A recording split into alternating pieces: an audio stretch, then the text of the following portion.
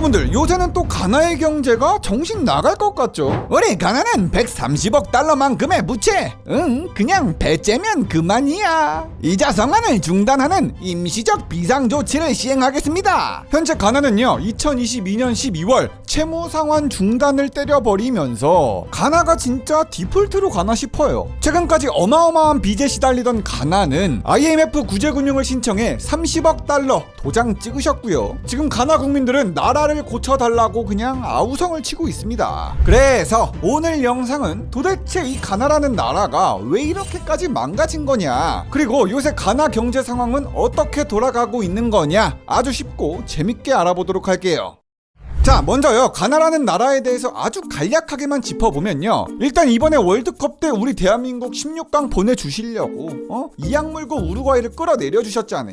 2대0으로 지고 계신데도 시간 끌어주신 거 보면 진짜 그랜저를 박아야 돼. 아무튼 가나는 아프리카의 서쪽에 위치해 있고요, 땅덩어리는 우리 대한민국보다 2배 이상 크지만 인구는 조금 적습니다. 2020년 기준으로 약 3천만 명밖에 안 되는 수준이죠. 이 가나의 산업 구조는요, 여러분들이 모를 수가 없는 게 초콜릿, 가나 하면 초콜릿, 카카오 아니겠습니까? 가나는 카카오로도 유명하지만요, 아프리카에서 금 생산으로도 2위나 찍고 있습니다. 근데 금만 나오는 게 아니라 막 가나에는 다이아몬드도 나오고 석유도 나오고 심지어는 가스까지 나와요. 아, 진짜 요새 파산 시리즈 하면서 현타가 오는 게, 파산하는 국가마다 그냥 죄다 자원부국이야. 어떻게 된 게 다들 없는 것 빼고 싹 다 가진 거잖아요. 본진에 미네랄도 많고 가스도 많으면 뭐 먹고 살다가 죽을 일이 있나? 그래서 그런지 가나의 경제는 최근 몇 년 동안은 아주 밝다 못해 장밋빛 미래가 펼쳐질 줄 알았다고 합니다. 실제로 코로나가 터지기 직전, 그니까 2017년부터 2019년까지 이 가나는요, 연간 GDP 성장 7%에서 8%대 성장을 하고 있었습니다. 진짜 가나의 성장이 웬만한 신흥국 귀싸대기 후려갈길 정도로 단단했다, 어마어마했다 이 말이에요. 2020년을 기준으로 1인당 GDP도 아프리카에선 나름 상위권으로 규모가 그렇게 작지도 않고요, GDP 규모도 약 700억 달러 수준이었습니다. 그래서 가나의 경제에 빨간불이 들어오기 직전 2022년 5월까지만 해도요, 가나의 재무장관은 이렇게 얘기했습니다. 경제 회복을 위한 우리 가나만의 스타일이 있습니다. 우리 가나가 IMF한테 구제금융을 받는 건 있을 수 없는 일입니다 라면서 경제 위기를 얘기하는 사람한텐 개뿔 문제도 없다고 했습니다. 그런데 이 가나라는 나라가요, 최근에 파산을 한 해 만에 나라가 망조에 들었다는 얘기까지 나오잖아요. 현재 블룸버그 형님들의 평가로는요, 부도 위기에 처한 10개 나라 중에 엘살바도르 다음으로 2위에 가나가 랭크해 될 정도로요, 사실상 디폴트가 예정되어 있는, 다 죽어가는 나라라고 보고 있습니다. 2022년 5월까지만 해도 이 콧대 높던 가나 정부의 입장은요, 2022년 말 확 뒤바뀝니다. 가나의 대통령 형님이 태세 전환을 해버리고는 대국민 연설에서 이렇게 얘기하죠. 현재 가나는 위기에 처해 있습니다. 특히나 국가의 높은 부채 수준은 가나에 특별한 어려움을 안겨주고 있어요 라고 말을 했습니다. 가나 경제가 조져지고 있다는 걸 대통령 스스로 인정하고 있다는 거예요. 그렇다면요, 지금 가나의 경제 위기 사태는요, 이 대통령 형님이 말씀하신 것처럼 높은 부채 수준, 그니까 빚이 너무 많이 쌓였다는 겁니다. 지금의 가나는 아까 말씀드렸다시피 국제통화기금 IMF의 구제금융 받는 것도 확실해졌고요, 최근에는 뭐 대외부채 못 갚겠다고 배째라는 식으로 나올 정도예요. 자, 그렇다면요, 문제의 핵심은 부채. 그럼 가나의 빚이 얼마나 있냐 한번 알아보니까, 금액적으로 봤을 땐요, 가나 정부가 지고 있는 국내 및 외부 부채를 통틀어서요, 가나의 공공부채는 약 550억 달러라고 알려져 있습니다. 근데 2022년 기준으로 가나의 GDP가 약 700억 달러 수준인데, 비중으로 보자면 GDP 대비 약 80%가 빚덩이라는 얘기예요. 이게 말이 되나? GDP 대비 80%가 죄다 빚이다 라고 말한 것도 사실 가나 정부 의 입장인 거고요, 좀 더 공신력이 있는 세계은행은 가나의 부채 문제를 더 심각하게 보고 있습니다. 가나의 부채는 생각보다 더 거대합니다. GDP 대비 부채 규모는 80%가 아니라 104%나 달한다고요. 배보다 배꼽이 더 크니 우리 세계은행은 가나를 고부채 국가로 분류하겠습니다. 세계은행은 그 근거로요, 가나 정부가 재정 적자를 오지게 보고 있다는 점, 그리고 가나 화폐인 세디화가 너무나도 약해졌다는 점, 이로 인해 부채 상환의 비용이 너무 많이 올랐다는 점을 꼽았습니다. 있습니다. 2021년을 기준으로 가나 정부는요, 전체 재정 수입 중에 70% 이상을 이자 상환에만 꼬라박고 있습니다. 그러다 보니까 주머니에 돈이 없어서 재정 상황이 열악한 상태고요. 사실상 국가를 운영하기 위한 인프라 투자, 교육, 건강에다가 돈을 쓸래야 쓸 수가 없는 상황이라는 거예요. 주머니 사정이 다 털린 거지. 그렇다면요, 가나의 빚이 왜 이렇게 많이 늘었는지가 중요하잖아요. 대체 왜 때문에 재정 적자가 오지게 심해진 거냐. 2017년부터 2022년까지 가나의 부채가 천문학적으로 증가한 이유 1순위는요 예산 적자 때문입니다. 가나 정부는 경제 위기의 원인을 코로나 때문이다, 러시아 우크라이나의 침공 탓이다 라고 돌리고는 있지만, 세계은행과 IMF는 가나 정부가 잘못한 거라고 보고 있습니다.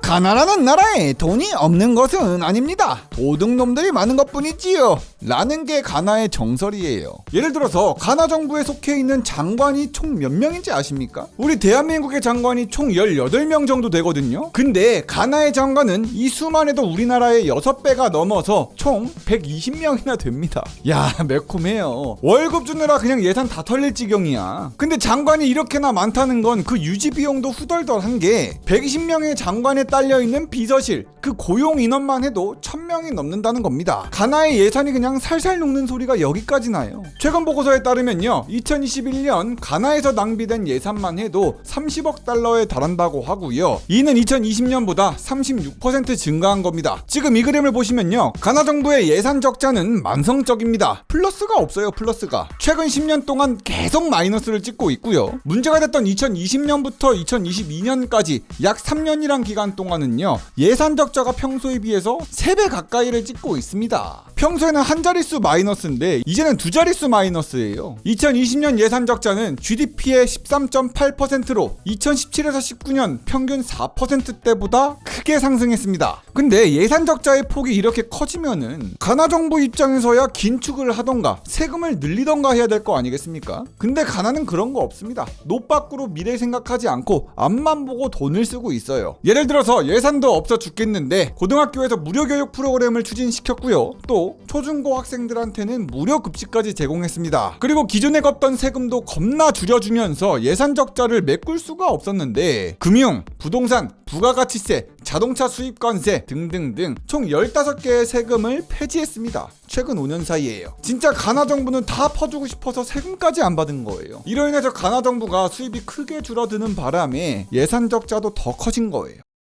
진짜 문제는 정부 수입도 없어. 그렇다고 예산은 많이 써야 돼. 그걸로 끝입니까? 나라를 운영하려면은 그게 아니잖아요. 가나 정부는 이를 회피하기 위해서 빚을 지기 시작한 겁니다. 가나 정부는 세금 수입 부족을 메우기 위해서 자입을 채택했습니다. 그로 인해 GDP 대비 부채 규모도 늘어서 여기까지 온 것이지요. 아까도 봤지만 재정 적자가 1년에 GDP 대비 13.8%예요. 진짜 이대로 8, 9년만 있으면 가나라는 나라가 지도상에서 사라질 수도 있다는 얘기입니다. 자, 이렇게 해서요, 가나의 예산 적자 문제도 있었던 상황에서 더욱더 심각해질 수밖에 없었던 게, 매번 말씀드리지만 코로나하고 전쟁 때문이잖아요. 2022년 전 세계가 인플레이션과 싸웠던 것처럼 여기 가나 정부도 마찬가지입니다. 인플레이션과 싸웠지만 패배했다고 봐요. 완전 된통 당했습니다. 2022년 1월 13.9%대였던 가나의 인플레이션, 정말 한치의 오차도 없이 매달 인플레이션율이 상승하는 기적 같은 일이 일어났습니다. 1월만 해도 10%대를 돌파,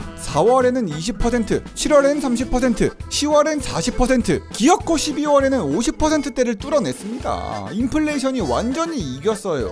일부 전문가들은요, 가나 정부가 발표했던 12월 인플레이션율 50%보다 최대 2배 이상, 약 100% 인플레이션이라 봐도 무방하다고 믿고 있습니다. 가나의 인플레이션율이 겁나 심각하다는 건 그만큼 가나가 사용하고 있는 자국 화폐의 가치도 녹아나고 있다는 거잖아요. 그래서 알아보니까 가나가 쓰는 화폐는 세디라고 하는데요, 가나의 세디 통화는 2022년 1년 동안의 가치의 70% 이상을 잃었습니다. 올해 1월부터 11월까지 최고점을 기준으로 보면요, 약 10개월 만에 가나 세디는 72%나 떡락했어요. 그래서 세디의 환율은 어지러질합니다. 올해 초 세디의 환율은 달러당 6세디 정도였는데요, 올해 말 최고점을 기준으로는 달러당 14세디까지 찍었습니다. 진짜 2배 이상, 70% 이상을 찍은 거예요. 환율이 2배 2배 넘게 오른 만큼 화폐의 가치도 절반으로 뚝 잘려버렸습니다. 서민 입장에서는 수입해오는 기름값, 음식값이 2배나 올라버린 겁니다. 달러로 매겨진 모든 수입품이 더 비싸지니까 인플레이션은 심해지기만 하고, 특히나 부채 규모가 너무 많았던 가나 정부 입장에서는요, 세디로 갚아야 되는 대외 부채의 부담도 함께 2배나 올라버린 거예요. 아니 솔직히 100달러를 빌렸으면